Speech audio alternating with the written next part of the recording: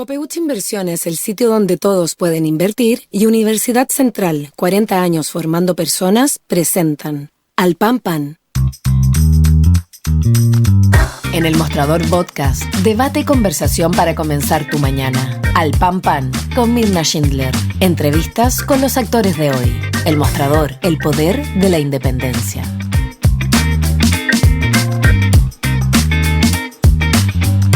¿Cómo están ustedes? Muy buenos días. Iniciamos un nuevo capítulo de Al Pan Pan, aquí en elmostrador.cl en este martes 25 de julio.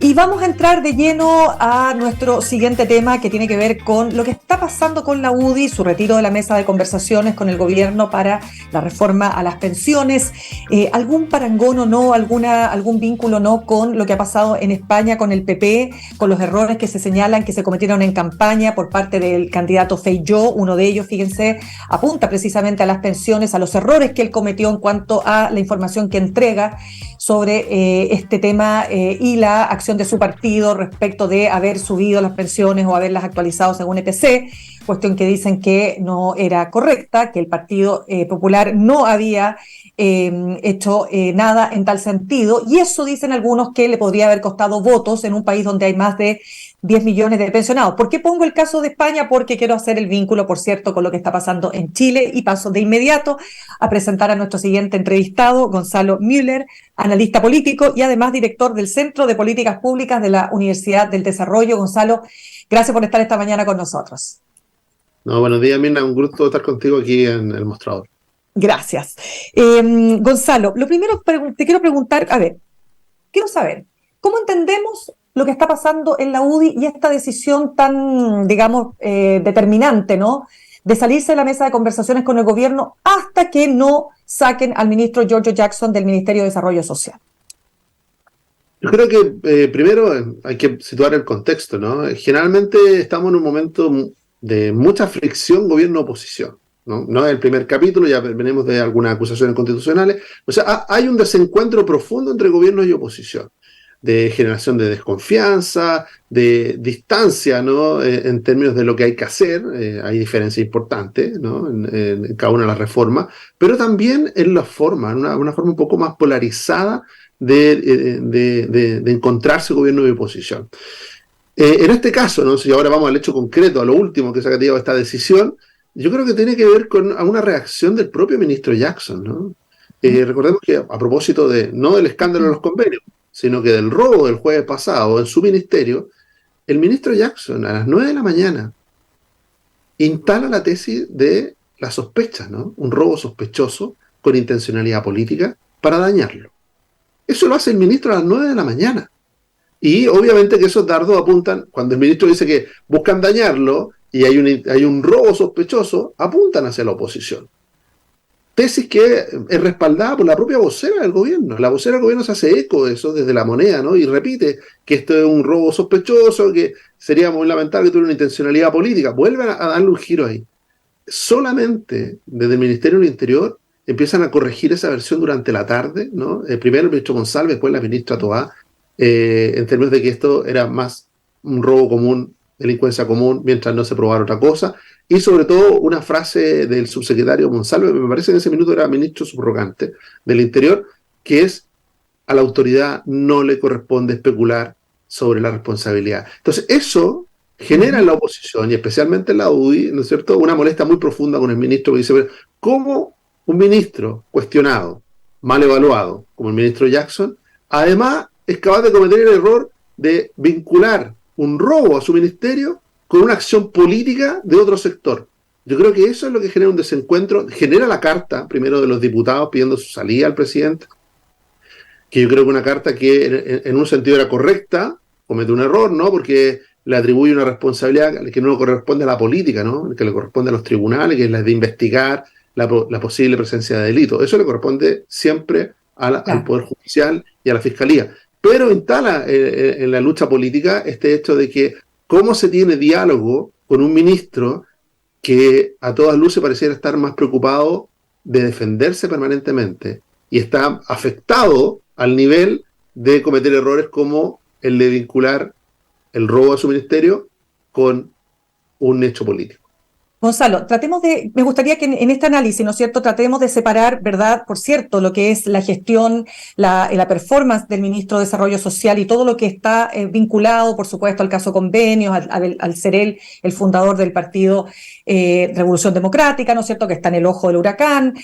Por cierto, también estas declaraciones que señalas tú, que fueron complejas para el gobierno porque en vez de capsular el tema en lo estrictamente delincuencial, ¿no es cierto?, abre una hebra o abre una arista, ¿no?, que podría eventualmente, ¿no es cierto?, tener que ver con lo que tú señalas, ¿no es cierto?, de hacer creer o de querer pensar que aquí había una intención política o una operación política en su contra. Pero igual te quiero preguntar respecto de esta carta, porque cuando la carta de los diputados de la UDI dice que el ministro está directamente involucrado en el sospechoso robo de 23 computadores, hay un paso distinto, ¿no? Entonces quiero saber hasta qué punto este error es un error que para la UDI, ¿no es cierto?, representa, no sé si tú lo ves así, un traspié, ¿no? Un pasarse un poquito más allá.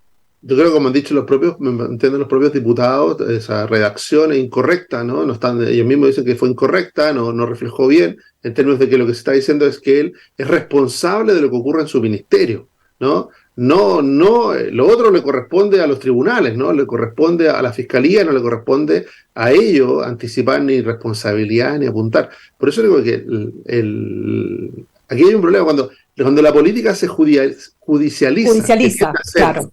Tiende a hacerlo con bastante frecuencia, ¿no? A través de los casos y de investigación y todo, tiene que entender de que hay roles distintos, ¿no? El rol político fiscalizador le corresponde a los parlamentarios y ellos están en su legítimo derecho de plantear su opinión, incluso de lo que hacen con el presidente, ¿no? Dice que respetuosamente le solicitan la renuncia de un ministro que ya no puede cumplir su rol.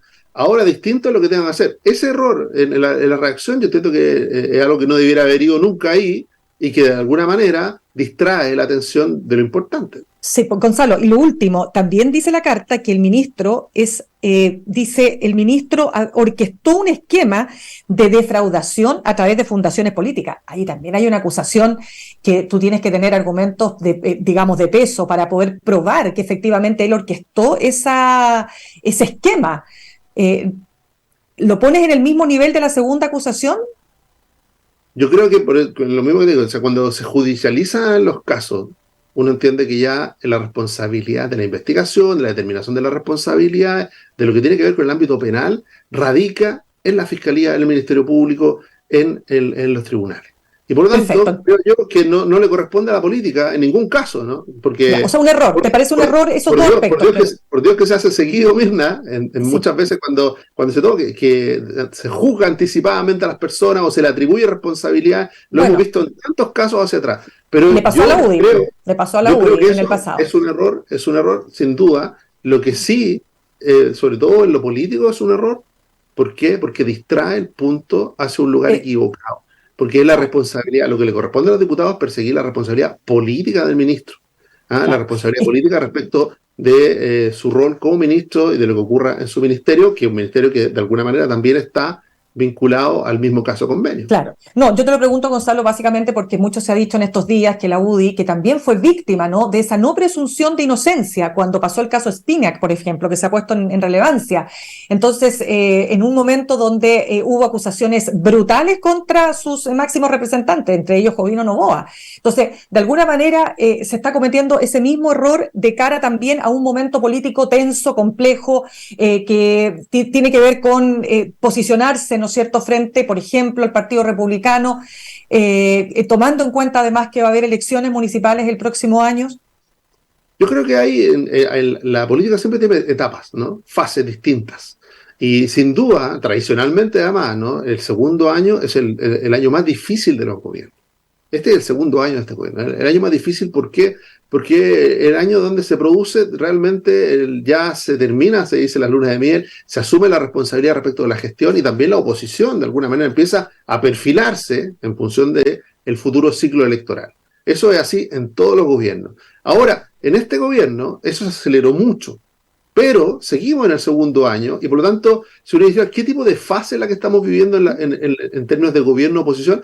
Obviamente que es una fase más de enfrentamiento, una fase más agonal de la lucha política, ¿no? Y poco de lo que quizá el gobierno desearía, pero que tampoco ha construido mucho, ¿no? Que es la fase más de arquitectónica, ¿no? La fase más de construcción, la fase más de alcanzar logros. Yo creo que esa fase va a quedar un poco más postergada. Ahora, Javier Macaya, me parece que el presidente de la UDI dice lo que termina haciendo, porque si uno ha pasado todo tan rápido, ¿no? Tuvimos elecciones en mayo, pero en enero pasado, a propósito del caso indultos, la UDI también se salió. Sí. Se salió de la mesa de seguridad, ¿no? Claro, ¿Qué significó eso? Porque uno dice, hay aprendizaje, ¿no? El salirse de la mesa de seguridad implicó que la conversación se fuera directamente al Congreso. Gracias al contexto, a los lamentables hechos que ocurrieron en ese momento, ¿no? En los meses de marzo y abril, se abrió la oportunidad de avanzar muy fuerte en la agenda de seguridad, fuera de la mesa. Entonces, esta lucha de si se participa o no de las mesas, o si se está, yo creo que es parte de la discusión política, es parte de las herramientas que se tienen dentro de la oposición y en los gobiernos, y que obviamente, que si un gobierno quiere tener un diálogo político fluido con la oposición, también debe poner un marco que ayude a ese diálogo, porque el tipo de declaraciones del propio ministro Jackson respecto de este caso, o de la misma vocera, y si nos vamos más atrás, una semana atrás estábamos en una acusación constitucional, y si nos vamos un poco más atrás, hace 2 semanas atrás estábamos en un periodo muy crítico de enfrentamiento respecto al caso convenio. O sea, llevamos largo tiempo en un periodo de muy duro enfrentamiento, donde se pueden cometer errores, es verdad, pero lo importante es de que quien tiene la responsabilidad de no profundizar este periodo, sino de tranquilizarlo al presidente. Por eso a mí me llaman mucho la atención las palabras del presidente ayer, que fueron durísimas con la oposición. Sí, ¿con qué cara? Van a tener una réplica de parte de la propia oposición, porque si uno podría decir al presidente, cuando uno lo escucha ayer, decirle que las pensiones son un tema tan importante que se debían solucionar y que los pensionados no pueden esperar porque en Chile hay bajas pensiones. Uno rápidamente, lo que le ha ocurrido permanentemente al presidente Boric, le va a recordar al diputado Boric, que votó en contra de la reforma de pensiones del gobierno anterior, que no estuvo dispuesto a que avanzara, que fue congelada en el Senado durante 2 años, y que solamente aprobó finalmente a último momento la PGU. O sea, las luchas de poder en torno a gobierno oposición son permanentes, y de alguna manera la retórica que se ocupa en algún momento, que puede ser más brusca, ¿no? O más de enfrentamiento, lo que no se debe perder nunca de vista es de que finalmente el gobierno tiene una responsabilidad mucho mayor en el tono y finalmente en avanzar respecto de los objetivos.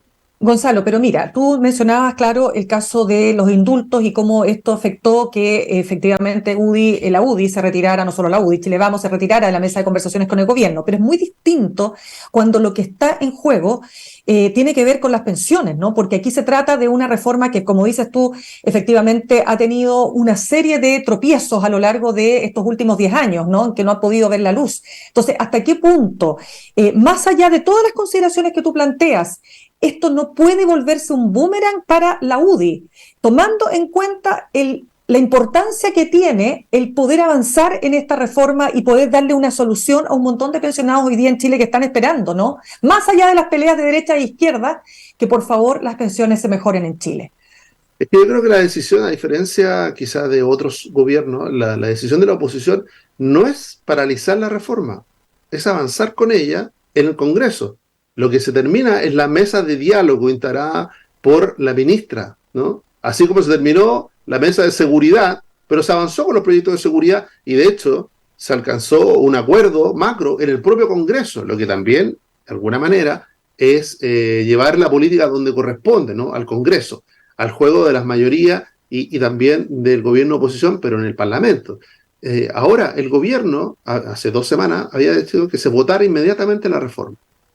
Después de este desencuentro y del retiro de la urgencia. El gobierno decidió quitarle la urgencia. Se da cuenta de que sí que de verdad quiere priorizar la reforma de pensiones, que yo creo que no hay nadie, Mirna, que no quiera avanzar en pensiones. Ahora, así como se dice, hay un consenso en que hay urgencia respecto a la reforma de pensiones y que es importante que se paguen mejores pensiones, también hay que reconocer que hay un desacuerdo profundo en la manera de avanzar ahí.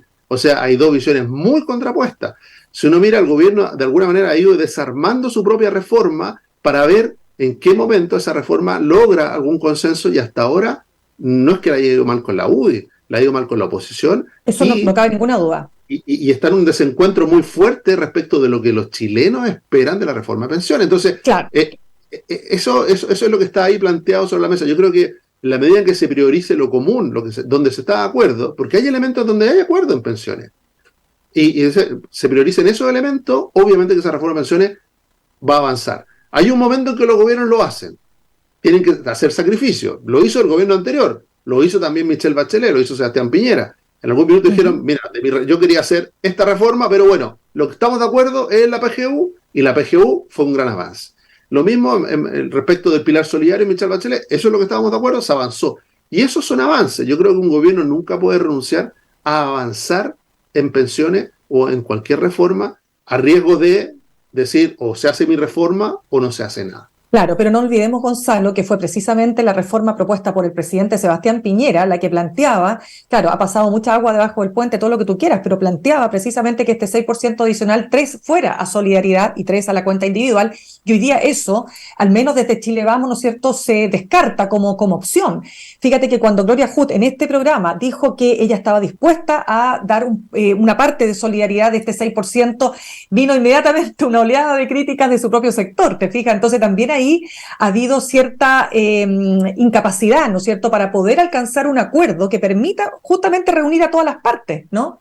Es que hay un trasfondo a eso, y yo creo que tiene que ver, Mirna, con el reconocimiento de que hoy día la política no es una política fuerte o una política de liderazgo capaz de transformar la realidad. No estamos en esa etapa, sino que estamos en una política bastante débil, que depende mucho de la opinión de las personas, y bienvenido que sea así, ¿no? Hoy día, quizá como pocas veces, estamos viendo que los partidos y los distintos liderazgos políticos están mirando permanentemente la opinión de sus electores al momento de hacer. Y cuando uno mira la opinión de los ciudadanos respecto a materia de pensiones, me parece que la última encuesta, no sé si era el 80-85% de las personas decía que quería el 100% de la cotización para su cuenta individual. Entonces, cuando un político se mueve de ahí y ha defendido eso en el pasado, obviamente que tiene temor a pagar los costos que eso implica, ¿no?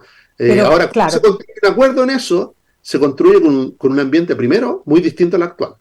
ya, O sea, pero entonces, un ambiente de enfrentamiento es muy difícil avanzar en reforma.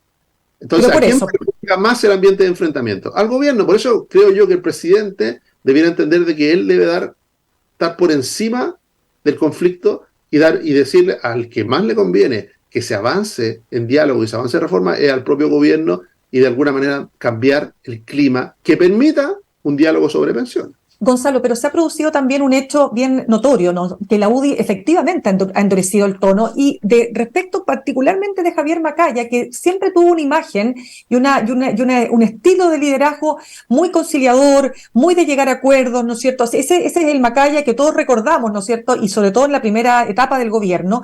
Y tanto así que el propio senador Lagos Weber decía, desconozco a Javier Macaya. Entonces, la pregunta que te quiero hacer es básicamente si esto también responde a la necesidad que tiene la UDI de aparecer o de lograr diferenciarse respecto de los republicanos, que, dicho sea de paso, ¿no es cierto?, tienen una postura naturalmente más dura con respecto al gobierno y a todos estos temas que estamos conversando. Es parte de la necesidad que tiene la UDI de poder ganar espacios que ha perdido y que ha ganado a su vez el Partido Republicano.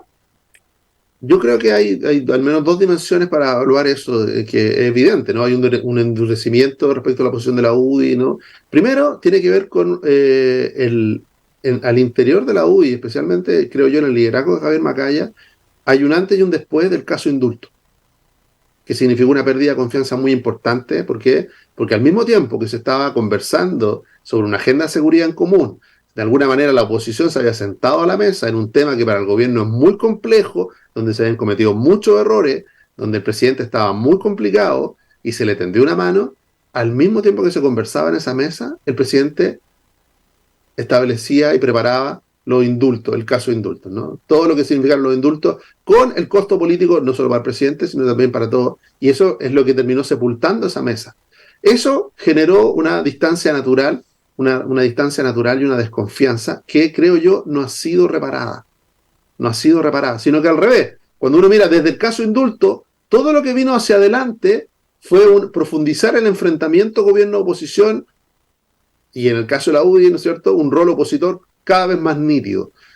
Hoy día se manifiesta a propósito de, en este caso, ¿no?, del caso de, a propósito de el desencuentro, dice, bueno, si el ministro Jackson, esto hay que evaluarlo en su mérito, ¿eh? Porque algunos dicen, hay una defensa como de victimización del ministro, ¿no es cierto?, como que se le persigue al ministro Jackson. Yo creo que valdría la pena siempre mirar las cartas sin nombre y apellido, porque ahí uno se quita los elementos externos, ¿no? Si un ministro de Desarrollo Social, cualquier otro, hubiera dicho lo que dijo el ministro el día del robo a las 9 de la mañana, en la tarde hubiera dejado de ser ministro. En la tarde pero ahí el gobierno, es que ahí es complicado eso, porque resulta que si tú sacas al ministro después de esa declaración, tú estás asumiendo que entonces la tesis del autorrobo es correcta, pues. No, para nada, no. Puede ser. Lo que está reflejando es que el ministro no puede especular sobre la intencionalidad política del robo a su propio ministerio, ni peor aún, pensar que es un ataque hacia su persona. Pero no lo puedes sacar en ese tú sabes, tú has estado, tú entiendes lo que cómo forman los gobiernos, o sea, no lo puedes sacar, o sea, de cualquier manera, yo entiendo lo que tú estás señalando. Vamos un paralelo que puede ser complejo. Mismo ministerio. Ya. Y una ministra ahora, Janet Jara, tuvo un problema también muy similar, donde ella tuvo una declaración, tuvo que desconocerla, se supo una información, ella no supo esa información. ¿Te refieres a la salida del subsecretario de Previsión Social? No, a la ministra de Desarrollo Social, que tuvo que dejar su cargo. No, Janet Vega, es que dijiste Janet Vega, perfecto. Sí, correcto. Entonces, el mismo ministerio, esa ministra, por una información periodística que salió y que ella no supo manejar bien o no supo dar una respuesta concreta, tuvo que dejar su cargo inmediatamente. Pero es muy distinto, pues, Gonzalo. O sea, aquí tú tienes a un partido completo que está en el ojo del huracán, tienes a un ministro que es el fundador de ese partido, pero por lo mismo. Yo te encuentro toda la razón, Min. Entonces dijo, ¿qué tan afectado está Giorgio Jackson por todas las condiciones que tú misma describes y que son naturales y humanas, ¿no? ¿Cómo no estar afectado cuando es tu proyecto político, tu partido que está en el ojo del huracán? De un momento durísimo, con una opinión pública durísima en contra, mal evaluándolo a él y a su partido. ¿De qué minuto él se toma distancia de esa situación y es ministro, ejerce su rol de ministro?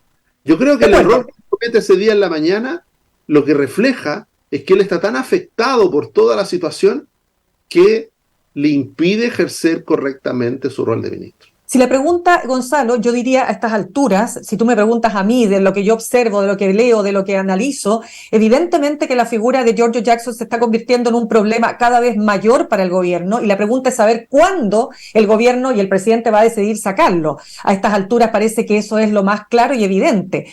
Si el punto es que hoy día, si tú sacas hoy día al ministro Giorgio Jackson, tú estás dando una señal, entre otras, ¿no?, de que él es responsable del famoso autorrobo, que es responsable de esta orquestación, según la carta de la UDI, del tema de las fundaciones y del caso convenios, en fin. Pero avancemos. Yo quiero preguntarte dos cosas respecto de esto. En el caso de la ministra Janet Vega no hubo tanta consideración. Claro, pero es que lo que pasa es que ahí había un hecho mucho más puntual y no tenía esta estela enorme. Pues si piensas tú que este país lleva, ¿cuánto? Llevamos más de un mes hablando de los convenios, del caso, y el gobierno sale, vuelve a entrar. Imagínate si este robo además es un episodio que parece digno de una película de Netflix, como diría un abogado por ahí. Pero quiero preguntarte lo siguiente, Gonzalo, porque se ha hablado mucho de lo que ha pasado en España, ¿verdad?, con la imposibilidad que ha tenido el Partido Popular de conformar gobierno con Vox. ¿Hasta qué punto el acercamiento a la extrema derecha es algo que le sirve a la derecha tradicional?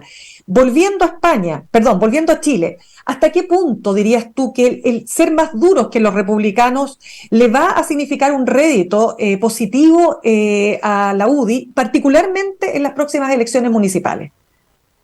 Yo creo primero, veamos el caso en España, ¿no?, que tiene similitudes, aunque grandes diferencias también con lo que está ocurriendo en Chile. En el caso de España, yo creo que sí, finalmente, el temor a Vox en el elector español movilizó a más personas que el sacar a Sánchez del gobierno. Y eso provocó este empate, ¿no? Que si bien como decía el diario El País, decía una victoria amarga y una derrota dulce, ¿no? La victoria amarga la del PP, porque ganan las elecciones, pero queda en una posición muy difícil para formar gobierno. Y por otro lado, una derrota dulce para el Partido Socialista, porque si bien pierde las elecciones, de alguna manera despeja su relación con la izquierda más extrema en España, se achica mucho, claro. El efecto Podemos Sumar. Exacto. Ahora uno dice, ¿cómo se extrapola eso a nuestro país? Yo creo que en el caso de Chile hay varias diferencias, pero es un momento de también evaluar permanentemente eso, ¿no? Decirle de qué manera el tono que tiene hoy día la oposición no es muy distinto al que tendría sin el Partido Republicano. ¿Por qué? Porque lo que están haciendo cada vez más los partidos en Chile es virar el sentimiento dominante en su electorado respecto de la situación. Y yo creo que esa mirada del sentimiento dominante es muy relevante. ¿Por qué? Porque es lo que te permite generar conexión cuando la política parece muy desconectada de la ciudadanía. Es decir, estar muy atento a lo que las personas sienten y es buscar. Entonces, decirle, la decisión que toma la UDI de enfrentar duramente al gobierno, ¿está fuera de la sintonía del país? Yo creo que no. Cuando uno mira las encuestas, dice el 63% de los chilenos rechaza lo que el gobierno está haciendo, rechaza la gestión del presidente, dice, bueno, hay un incentivo muy fuerte, no solo para la UDI, o sea, está representando a la gran mayoría, entonces, de lo que piensa la gran mayoría la UDI. Dice es lo que buscan los partidos normalmente, ¿no? Buscar representar al ciudadano o a la mayoría de los ciudadanos, ¿no? Frente al momento político. Ahora, siempre tiene que estar evaluando hacerlo bien, de equilibrar, de no cometer errores, porque tampoco puede ser de que lo represente se sobreestime. Sobregire, exacto.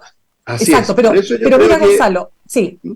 Gonzalo, mira, yo ayer escuchaba a un colega tuyo de la UDD, Miguel Ángel Fernández, en una entrevista donde él hablaba, su tesis es que tú no puedes analizar la UDI sino en clave electoral. Analizaba lo que está pasando en la Municipalidad de Las Condes, donde hay una verdadera guerrilla, ¿no es cierto?, de acusaciones entre republicanos, entre UDIs, ¿no es cierto?, etcétera, con la alcaldesa mediante, etcétera. Una situación que él dice, o sea, ya se está preparando, ¿no?, un ambiente muy fuerte de cara, insisto, a estas elecciones municipales. Y la UDI necesita diferenciarse del Partido Republicano, que logró una importantísima votación y que le quita votos, por cierto, ¿no? Y pasó esto en las elecciones pasadas, de mayo pasado. Pero también decía otra cosa, y es lo que quiero preguntarte. Hay un costo, Gonzalo, evidente, que pagan, ya ni siquiera los gobiernos, pagan las democracias. Cuando tú tensionas tanto, que fue lo mismo que hizo el oficialismo actual con el gobierno pasado, hay un minuto en que el costo lo vamos a pagar todo. ¿Y qué es lo que va a terminar ocurriendo? Vamos a tener personajes populistas que van a decir, ven lo que hacen los políticos, yo a usted le doy la solución a sus problemas. ¿Ves un riesgo en ese sentido de extremarse las posturas, de que por más duro y más duro y más duro terminemos afectando, como te digo, nuestra democracia? No, sin duda. Yo creo que sí, es un riesgo evidente, ¿no? El riesgo del populismo o el riesgo del fondo de las alternativas no democráticas, ¿no? Decirle que la democracia no es capaz de solucionar los problemas de las personas y cargue con ese estigma. Pero la verdad, eso requiere de un gobierno abierto al diálogo y consciente de su situación. Entonces, aquí, por eso vuelvo al punto, ¿no? La oposición tuvo una muy mala experiencia cuando se acercó a dialogar con el gobierno a propósito de los temas de seguridad.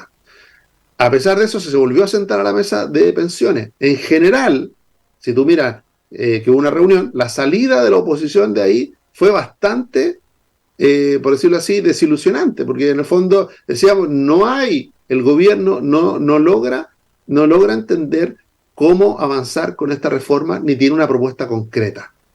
Ya, pero Gonzalo, en el punto de lo que tiene que ver con la responsabilidad del gobierno, la oposición sabe, creo yo, que tiene que avanzar en una reforma a pensiones, pero al mismo tiempo, si tiene que elegir entre la reforma a pensiones que los chilenos quieren y la que el gobierno quiere empujar, sin duda que van a elegir, por lo mismo que dices tú, no solo por el ámbito electoral, ¿no?, sino por el efecto político de legitimidad que tiene sobre la política pública, la que los chilenos están más dispuestos a apoyar. Pero Gonzalo, tú sabes sumamente bien y sabes mejor que yo que si yo pregunto en una encuesta, ¿usted quiere que los fondos de pensiones vayan todos a su cuenta individual? Obviamente la gente te va a decir que sí, pero si tú haces un análisis respecto de las distintas posturas de expertos, yo te diría que en general lo que predomina es que si tú no das, aunque sea un poquito de solidaridad en tu cotización, estas pensiones que hoy día tenemos no se van a mejorar antes de 30, 40 años. Yo sé que esa es una discusión técnica que podríamos estar horas y no alcanzamos, pero lo que te quiero decir es que de alguna manera también es importante señalar que no solo las encuestas están dando la verdad respecto de lo que la gente quiere, porque yo diría que si tú le preguntas en la calle a las personas, ¿usted quiere que suban sus pensiones? ¿Quién te va a decir, no, no quiero? ¿Te fijáis? Entonces ahí hay una discusión que puede llegar a ser muy falaz en el fondo, ¿no?, de lo que queremos conversar. Queremos conversar que suban las pensiones. ¿Cuál es el camino? Hay distintos caminos. Y respecto de eso, lo que se espera, evidentemente, es que los partidos políticos sean capaces de ponerse de acuerdo. Yo solo para terminar, y perdona que haga el punto, porque es un tema que me ronda en la cabeza, a lo mejor porque estoy a punto, porque voy a jubilar prontamente, pero te quiero pedir lo siguiente, Gonzalo, para cerrar. Factor Giorgio Jackson. Giorgio Jackson la salida de Giorgio Jackson es a todas luces, es la única manera que la UDI vuelva a conversar con el gobierno y a sentarse en una mesa, o dirías tú que eso tiene matices? Yo creo que la reforma de pensiones puede avanzar en el Congreso sin necesidad de ninguna mesa de diálogo, sin necesidad de que exista una conversación que avance en el Congreso. Entonces no vuelve la UDI a sentarse a la mesa, según tú. Yo creo que en una mesa como la que existía es muy difícil porque de nuevo está sujeta a algo que el presidente no está dispuesto a hacer. Entonces, ¿el presidente tiene derecho a no hacerlo? Absolutamente. Los ministros solo dependen del presidente. Y mientras cuenten con su confianza, están ahí. Ahora, ¿eso le genera un costo al presidente? Sí. Y le genera un costo en términos de que esa mesa no va a prosperar. Ya no prosperó la mesa de seguridad. Se avanzó en seguridad en el Congreso. Esta mesa yo creo que va a ser difícil que avance, no solamente por la retirada de la UDI, ¿no?, sino porque no hay acuerdo en la mesa. Ese es el punto de fondo. Entonces quizás lo más relevante es que haya acuerdo en el Congreso y que en el Congreso se vote finalmente y sean los parlamentarios los que asuman con su voto la decisión de que el tipo de pensiones que quieran avanzar. Porque tú tienes un punto que es muy importante y que yo comparto, Mirna, que la prioridad que necesitan las pensiones. Y que hay un acuerdo y un consenso en que se necesita más ahorro. Es decir, aumentar la cotización, estamos todos de acuerdo. En que se necesita mejorar la PGU, están todos de acuerdo. Ahora, hay otro elemento en que no hay acuerdo. Entonces, ¿por qué no avanzamos en lo que sí estamos de acuerdo? Y eso implica que el gobierno modifique sustantivamente su proyecto, su reforma, para avanzar en lo que está de acuerdo. Se me acabó el tiempo. ¿Quién tiene la iniciativa legislativa para hacerlo? En materia de pensiones, aunque a algunos se les olvidó en el pasado, pero en materia de pensiones la iniciativa exclusiva es del presidente. Solo para cerrar, por favor, dame 2 segundos con la respuesta porque tengo al siguiente entrevistado esperando, pero en definitiva, a ver, tú dirías que si no hay acuerdo en la mesa, ¿podrá haber acuerdo en el Parlamento? ¿Realmente es posible imaginar que eso va a ocurrir? Porque además la ministra dice, nosotros ya entregamos todo, ya hicimos todos los consensos, falta que ahora la derecha haga haga sus concesiones, quiero decir. Yo creo que la ministra puede tener la sensación de que ha entregado mucho, pero la verdad está muy lejos de un acuerdo. Por lo tanto, más allá de lo que ella sienta, ¿no?, que ha entregado mucho, uno tiene que priorizar fríamente qué elementos, como conversamos recién, son aquellos que generan consenso, mayoría, y que van a ser viables de aprobar rápidamente. Lo está haciendo el ministro Marcel, que ya anunció que va a dividir en 4 su proyecto de reforma.